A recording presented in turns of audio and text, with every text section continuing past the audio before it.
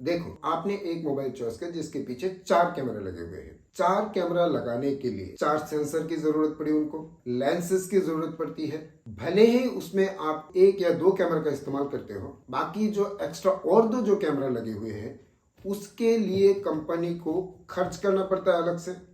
और जो पैसा कंपनी अलग से इन 2 सेंसर्स के लिए, इन 2 कैमरे के लिए खर्च करेंगे, इसके लिए जो पैसा कटेगा वो खुद अपनी जेब से तो कंपनी देगा नहीं, वो आपकी जेब से ही कटेंगे। तो आज की वीडियो में ये जो फीचर्स के नाम पे जो हमें दे जाती है, इनमें से कुछ फीचर्स मैंने लिस्टेड की है जो मुझे लगा कि इसके लिए हम खामखाई पैसा दे रहे हैं। प्रैक्टिकल लाइफ में हमें उतना कोई जरूरत नहीं है, पर फीचर है, कंपनी दे रहे हैं और देने के लिए कंपनी को खर्च करना पड़ रहा है, और उस खर्च करने की जो एक्स्ट्रा पैसा है वो कंपनी हमसे ही लेगा और हमें ही पे करना पड़ रहा है। पर हम उस फीचर्स का कितना इस्तेमाल करते हैं, ऐसे ही कुछ फीचर्स के बारे में आज बात करेंगे। चलिए वीडियो को स्टार्ट करते हैं। Welcome once again to my channel. पहला जो फीचर है जो खास करके फ्लैगशिप मोबाइल में दी जाती है, वायरलेस चार्जिंग और रिवर्स वायरलेस चार्जिंग। देखो, मेरे पास जो अभी मैं जो मोबाइल यूज कर, तीनों के तीनों ही वायरलेस चार्जिंग को सपोर्ट करते हैं, पर मैंने आज तक वायरलेस चार्जिंग को इस्तेमाल ही नहीं किया। पहली बात, जैसा आईफोन 20 वाट फास्ट चार्जिंग को सपोर्ट करता है, लेकिन जब आप वायरलेस चार्जिंग में जाओगे तो वो 15 वाट में चार्ज होती है। गूगल पिक्सल, सैमसंग का मोबाइल ले लो, सभी में एक ही कहानी है, वायर चार्जिंग वायरलेस चार्जिंग से फास्ट होती है। वैसे तो आजकल फ्लैगशिप मोबाइल में आपकी डब्बे में चार्जर देते नहीं है, वो आपको खुद अलग से खरीदना पड़ता है। यानी कि मोबाइल भी खरीदो, चार्जर भी खरीदो। एक बार वायर चार्जर खरीदा, फिर आपने एक वायरलेस चार्जर खरीदा, और वायरलेस चार्जर की जो प्राइस है नॉर्मली वायर चार्जर से महंगी होती है। ये फीचर को आप इस्तेमाल करने के लिए आपको अलग से पैसा खर्च करके वायरलेस चार्जर खरीदना पड़ेगा। ऐसा भी नहीं है कि वायरलेस चार्जर कहीं भी रख दो और उसके ऊपर मोबाइल रख दो, चार्ज होना शुरू हो जाता है। नहीं, वायरलेस चार्जर को आपको किसी ऐसी जगह पर रखना होगा जहां से आपका प्लग पॉइंट पास पड़ता है। तो आपको क्या करना होगा, आपकी मोबाइल को उस जगह पर जाकर उस चार्जर के ऊपर रखना होता है। तो भाई, जब हम प्लग पॉइंट के पास ही जा रहा है और उसके ऊपर जाकर इसको रख रहा है, और रखने के बदले में हम सिर्फ इसको कनेक्ट करेंगे, क्या परेशानी है भाई? क्यों इसके लिए हम अलग से पैसा खर्च करें?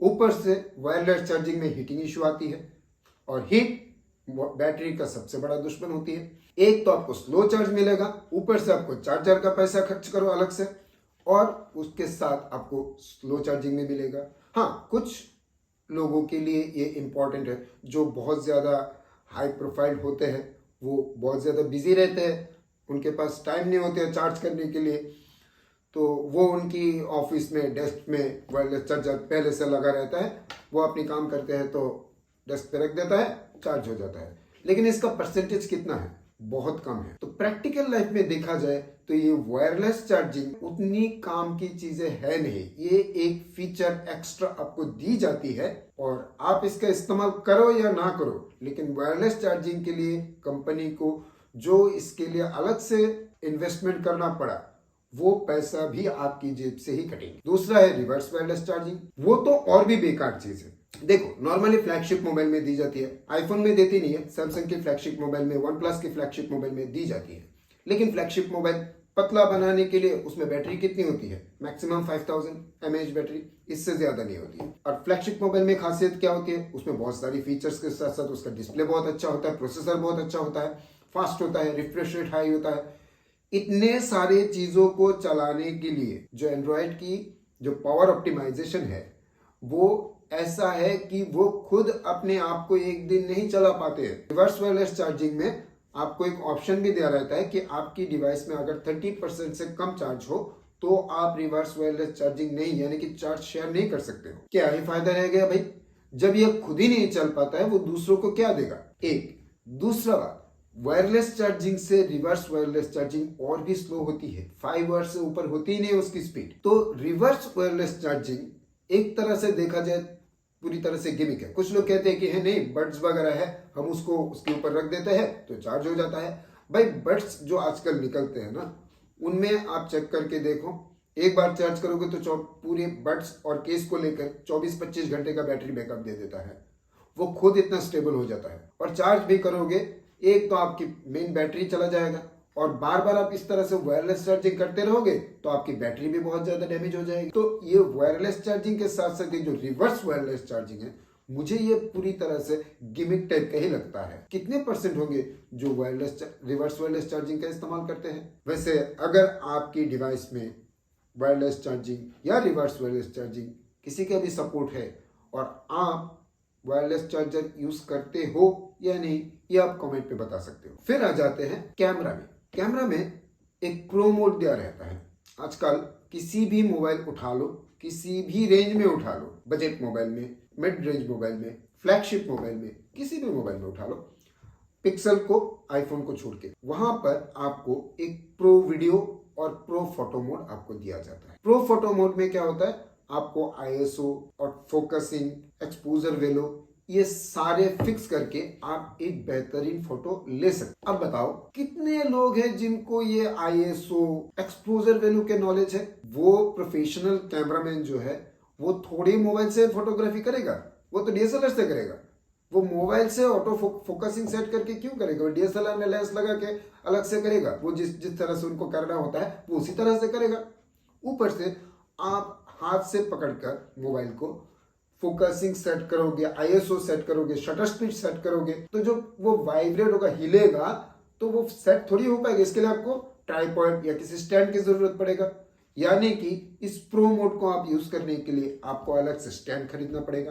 कितने लोग हैं जो प्रो मोड, बहुत सारे लोगों को तो मैंने ये भी देखा है उनको पता भी नहीं उनके मोबाइल में प्रो मोड है। लेकिन प्रो मोड को तैयार करने के लिए आर&डी में जो पैसा खर्च हुआ है वो पैसा भी तो आपकी जेब से ही जा रहा है ना। दो सेंसर अक्सर मिलता है आपको, 3-3, 4-4 कैमरा में, जो बजट मोबाइल है, मिड रेंज मोबाइल है।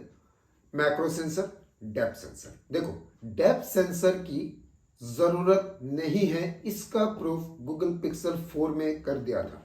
गूगल सिंगल कैमरा से पोर्ट्रेट फोटो खींच लिया। छोड़ो गूगल का, गूगल की पोस्ट प्रोसेसिंग अच्छी है, उनकी बात छोड़ दो, ठीक है, वो तो महंगी फोन है, उसके छोड़ो। आपकी जो फ्रंट कैमरा है वहां से भी तो पोर्ट्रेट फोटो खींची जाती है ना। वहां पर कैसे करते हैं बैकग्राउंड ब्लर? उस सिंगल कैमरा को कैसे पता होता है कि बैकग्राउंड कौन सा है, फोरग्राउंड कौन सा है? यानी कि वहां पर आप पोस्ट प्रोसेसिंग करते हो, यानी कि फ्रंट कैमरे में पोस्ट प्रोसेसिंग के जरिए आप पोर्ट्रेट फोटो लेते हो। तो ये टेक्नोलॉजी आप पीछे भी तो दे सकते हो मेन कैमरे में। इसके लिए 2-2 मेगापिक्सल की, 5-5 मेगापिक्सल की डेप्थ सेंसर लगाने का क्या मतलब है? और एक है, वो है मैक्रो सेंसर। अल्ट्रा वाइड में अगर काम किया जाए तो अल्ट्रा वाइड सेंसर से बहुत बढ़िया मैक्रो फोटो खींचा जा सकता है। क्या जरूरत पड़ जाती है 2 मेगापिक्सल से? आप क्या ही मैक्रो फोटो ले लोगे? तो ये जो 2 कैमरा दी हुई रहती है जिन मोबाइल में भी, किसी में डेप्थ सेंसर रहता है, किसी में मैक्रो रहता है, किसी में दोनों में रहता है।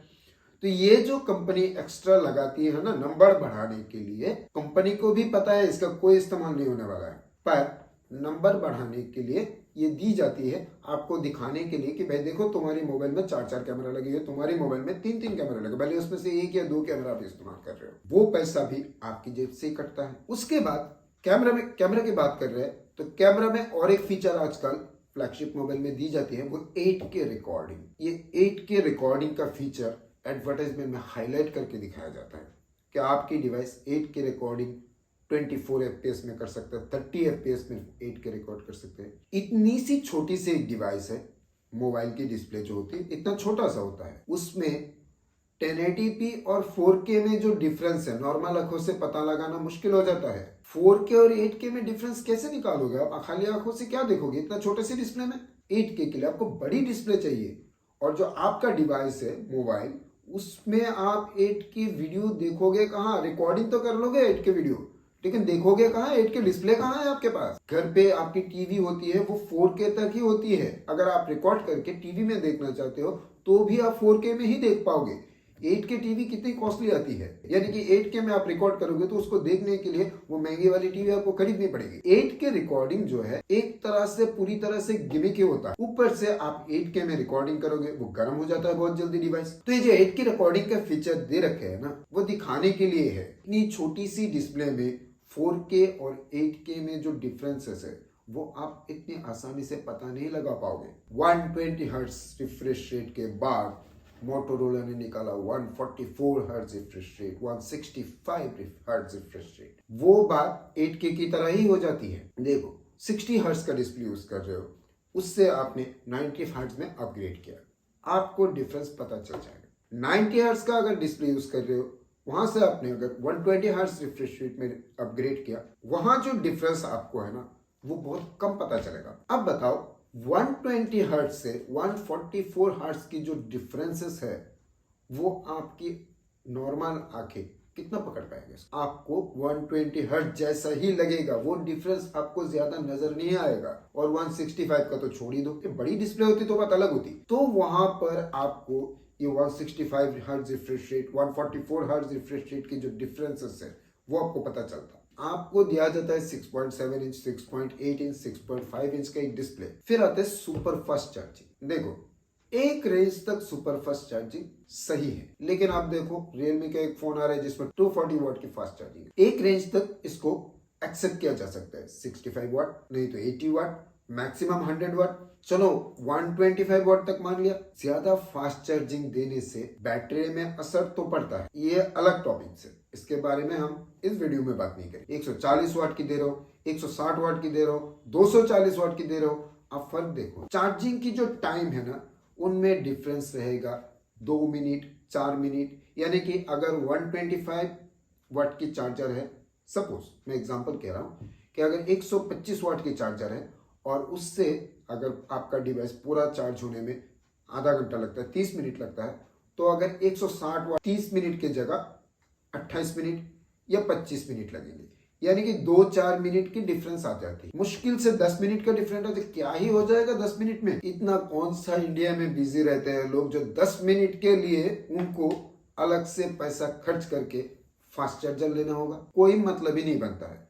बल्कि आप इस पर काम करो ताकि अगर एक बार चार्ज हो जाए तो मोबाइल 2 दिन 3 दिन तक चले। 240 चले गए, कुछ दिन बाद देखा जाएगा कि 500 वाट की दे दिया, आपके डिवाइस में 500 वाट दे दिया, वो पहले 10 मिनट में चार्ज होता था, अब 7 मिनट में होगा, 3 मिनट की बचौती हो गई आपकी। अरे भाई ये इंडिया है, इंडिया में तो 7 बजे आने के लिए कोई बोलता है तो 7:30 पकड़ लो, उससे पहले आएगा ही नहीं वो। कमाल के बोलो इंडिया की बात कर रहे हो, ये एग्जाम्पल गलत है, ऐसा एग्जाम्पल नहीं देना चाहिए। जो अगला मुझे बेकार सा एक लगता है वो है क्लीनर, वायरस रिमूवर और क्लीनर। और आप क्या करते हो, कुछ देर बाद इसको क्लीन करने लगते हो। इतना नहीं समझते ये खुद एक ऐप है, इसको चलने के लिए वो खुद सिस्टम की रैम को यूज करना पड़ता है। वो क्या, वो आपको सिर्फ दिखाने के लिए क्लीन करता है। इसको स्मार्टफोन बोला जाता है। ये खुद इतना स्मार्ट है कि वो वायरस प्रोटेक्शन कर सकता है और अपने डिवाइस को, रैम को क्लीन कर सकता है जरूरत पड़ा तो, या फिर अगर पहले से डाली हुई है तो उसको हटाओ, इसकी भी कोई जरूरत नहीं है। और आखिरी जो मुझे एक चीज और लगा वो है वर्चुअल रैम और 16 GB 18 GB RAM. Virtual RAM की मैंने एक वीडियो बनाई थी, मैं नीचे डिस्क्रिप्शन में लिंक दे रहा हूँ। हमारी जो ज्ञान थेरेपी की राकेश भैया है, उन्होंने वर्चुअल रैम की एक वीडियो बनाई थी जिसमें उन्होंने स्पीड टेस्ट करने के बाद उन्होंने प्रैक्टिकली दिखाया था कि वर्चुअल रैम लगाने से स्पीड में कोई भी डिफरेंसेस नजर नहीं आता है। तो ये पूरा एक मार्केटिंग टर्म है। आप ये मत समझो कि आपकी मोबाइल पे 8 GB रैम है और वर्चुअल रैम 3 GB दे दे यानी कि आपकी मोबाइल 11 GB की रैम की स्पीड से चलेगा। नहीं, वो 8 GB की रैम की जो स्पीड है उसी से चलेगा। 16 GB RAM, 18 GB RAM, Android कह लो। एंड्रॉयड में आईफोन की बात हम इसलिए नहीं कर रहे क्योंकि आईफोन तो 1.5 लाख के मोबाइल में भी 6 GB रैम ही देता है, उनकी बात तो अलग है, उसको छोड़ दो। एंड्रॉयड में 16 GB 18 GB रैम दी जाती है। ऐसा कौन सा ऐप है जिसको चलने के लिए 16 GB रैम 18 GB रैम की जरूरत पड़ती है? रैम जो है ना वो जो स्टोर करता है वो कैपेसिटर में स्टोर होता है। तो अगर वो 16 GB रैम है पहले से जो आप यूज कर रहे हो, आप अगर क्लीन नहीं करते हो, वो रैम में स्टोर्ड रहता है, यानी कि कैपेसिटर को चार्ज के लिए पावर की जरूरत पड़ता है। वो पावर कौन देगा? बैटरी देगा, जिसकी वजह से आपकी बैटरी भी डैमेज होती है।